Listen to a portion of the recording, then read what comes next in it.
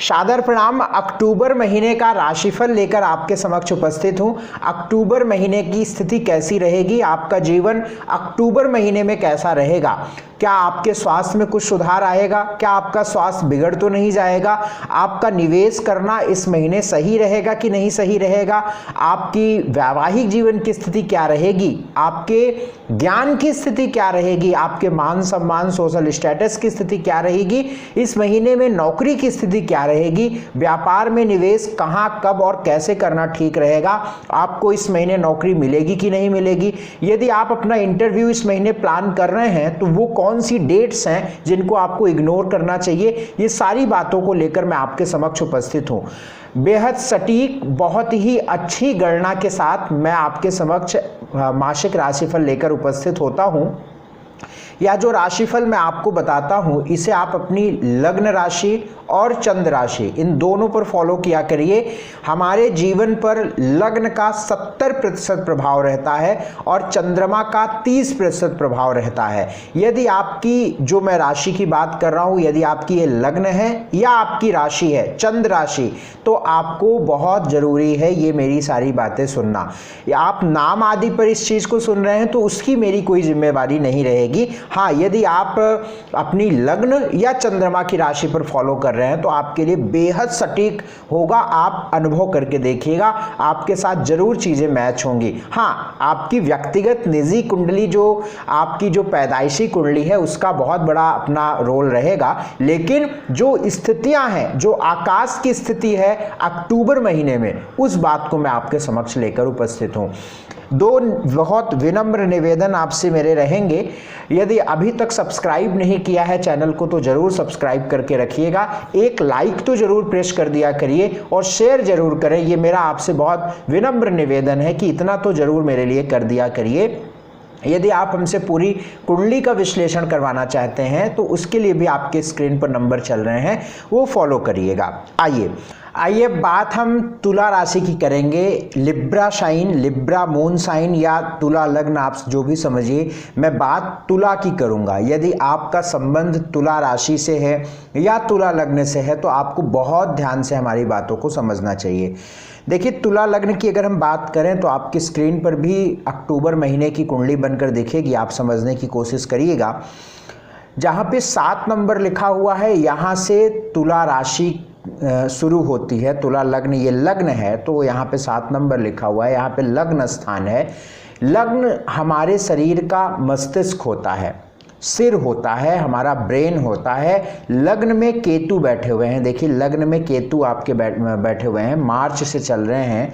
2022 में मार्च से यहाँ पर केतु की स्थिति है और ये 2023 के नवंबर तक रहेंगे, संभवतः 24-25 नवंबर तक। मतलब अभी बहुत लंबा रहने वाले हैं, 1.25 साल अभी रहने वाले हैं।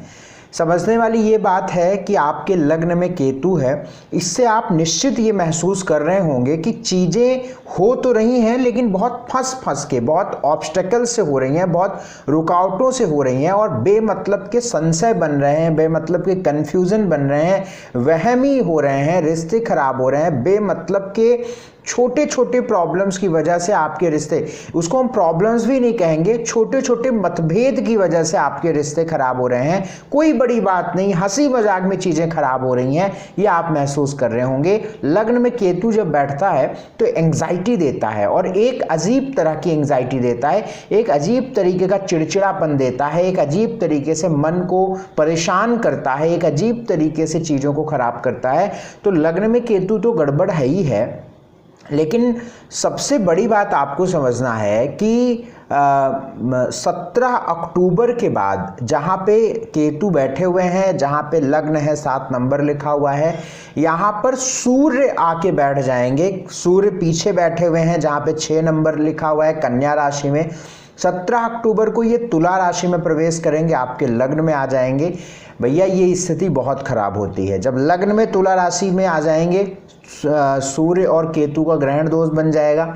तुला राशि में सूर्य केतु मान सम्मान प्रतिष्ठा को लेकर बहुत अच्छे नहीं होते हैं, इसलिए आपको बहुत सतर्क रहना होगा कि कोई लीगल एक्शन आपके ऊपर ना हो, कोई मान सम्मान प्रतिष्ठा की हानि ना हो, कोई सरकार के द्वारा आपको कुछ परेशानी ना हो, कोई पुरानी चीज़ें ना हो, कोई टैक्स की दिक्कत ना हो, या आप किसी भी प्रकार से कोई चालान ना हो जाए आपके लिए। इस तरीके के चांसेस यहाँ पे बहुत ज़्यादा बन जाते हैं। और जब लग्न में सूर्य जाएगा केतु के साथ, तो वे लोग जिनको पेट की, हृदय की और सिर की, आँखों की, हड्डियों की समस्या रहती है, तो उन लोगों के लिए ये स्थिति काफ़ी नकारात्मक रहेगी।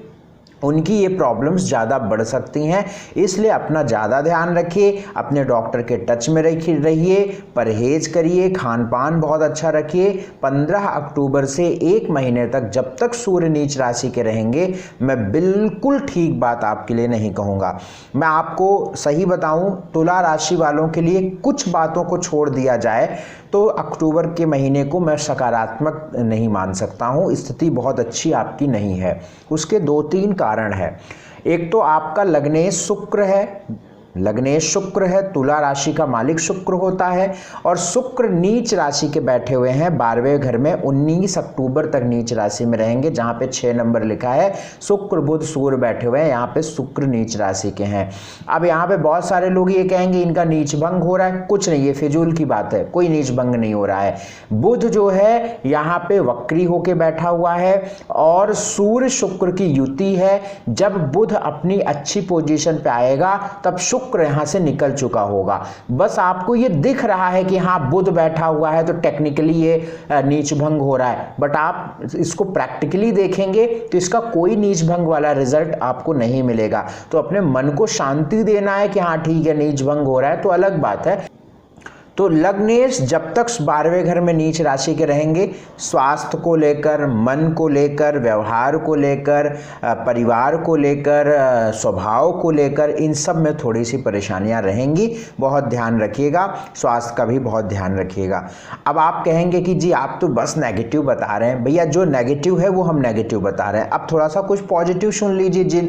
जो लोग एक्सपोर्ट इंपोर्ट का काम करते हैं, या वे लोग जो विदेश जाने की सोच रहे हैं पढ़ने के लिए, या अब्रॉड में कुछ अप्लाई कर रहे हैं, ये अक्टूबर का महीना उनके लिए अच्छा रहेगा। आप अप्लाई करिए, अपनी वीज़ा, अपना जो भी प्रयास कर रहे हैं आप उसके लिए आप प्रयास अपने बढ़ा दीजिए।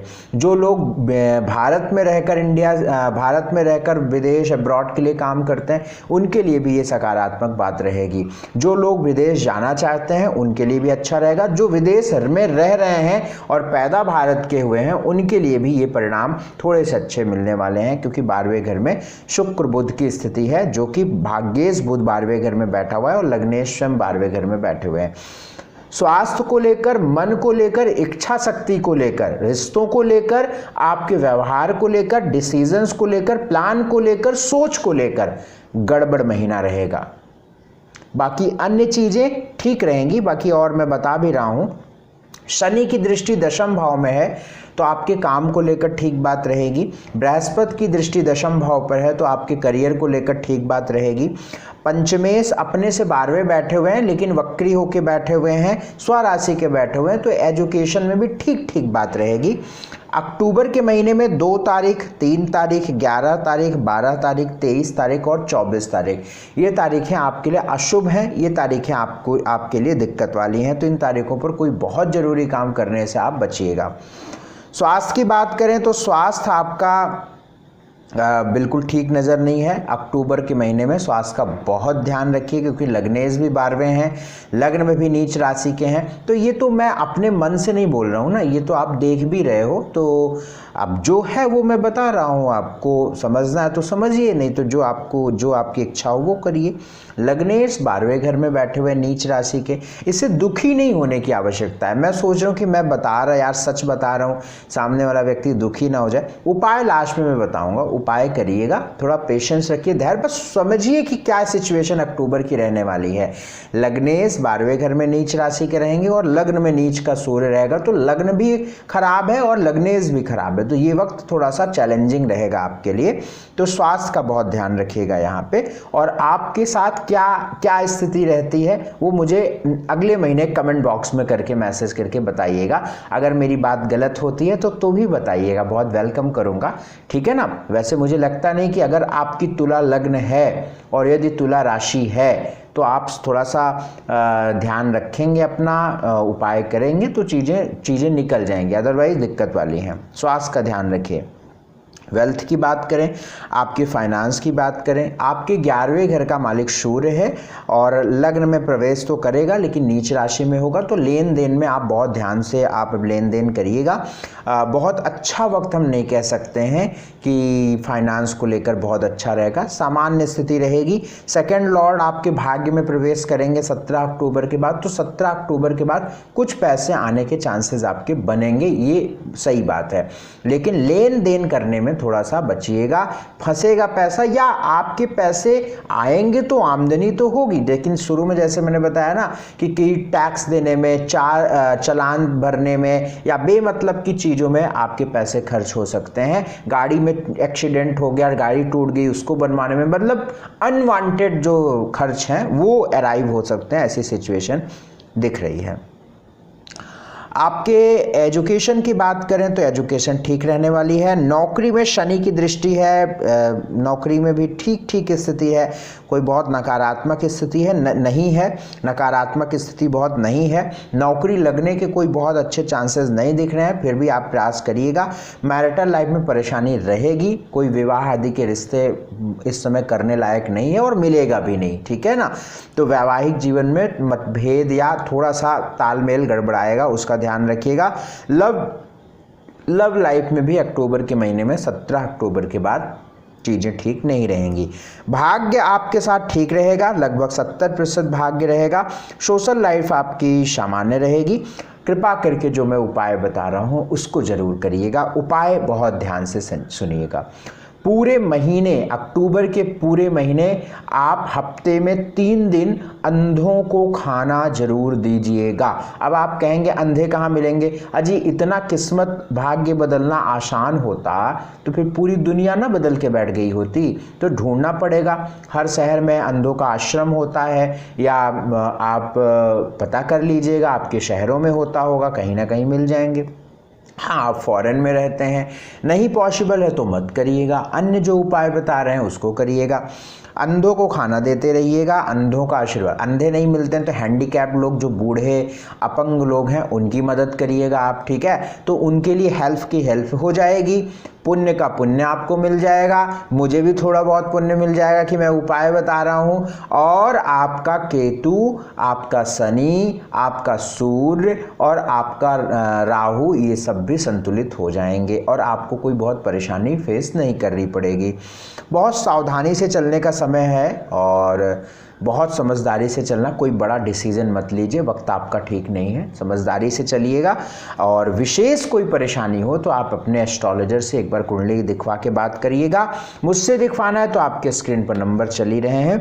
एक उपाय और करिएगा, हनुमान चालीसा, बजरंग बाण, संकट मोचन हनुमान का पाठ जो है ये प्रतिदिन करिएगा अगर पूरे महीने, तो मुझे लगता है कि आपको कोई बहुत बड़ी परेशानी परेशान नहीं करेगी।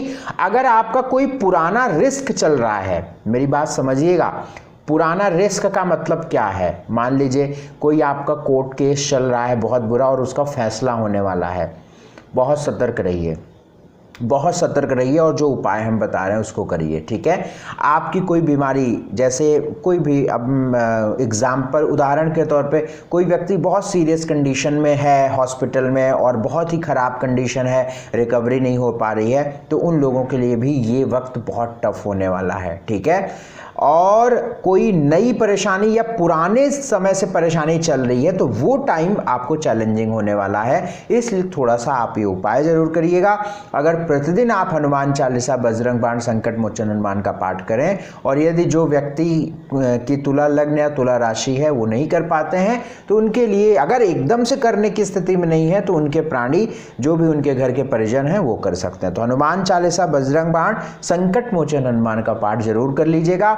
कोई व्यक्ति आपके घर में तुला लग्न या तुला राशि के हैं जो बहुत बीमार हैं, जैसा कि मैंने बताया कि हॉस्पिटलाइज हैं, कुछ भी ऐसी स्थिति है, तो आप सामने एक कटोरी में गंगा जल ले लीजिएगा। इन हनुमान चालीसा, बजरंग बाण, संकट मोचन हनुमान से उस गंगा जल को अभिमंत्रित कर लीजिएगा और प्रार्थना कर लीजिएगा कि हम जो भी कर रहे हैं वो हमारा सारे फल जो हैं उनको मिले। आप उस ऐसा करके आप उनको वो गंगा जल ग्रहण करा सकते हैं। तो इससे भी चीज़ें थोड़ी सी, मैंने यद्यपि श्रम करने से ही चीज़ें वो ऊर्जा निकलती है और वो ऊर्जा उस व्यक्ति को काम करती है, लेकिन फिर भी जहाँ कुछ नहीं वहाँ पे बहुत कुछ ही करके हो सकता है।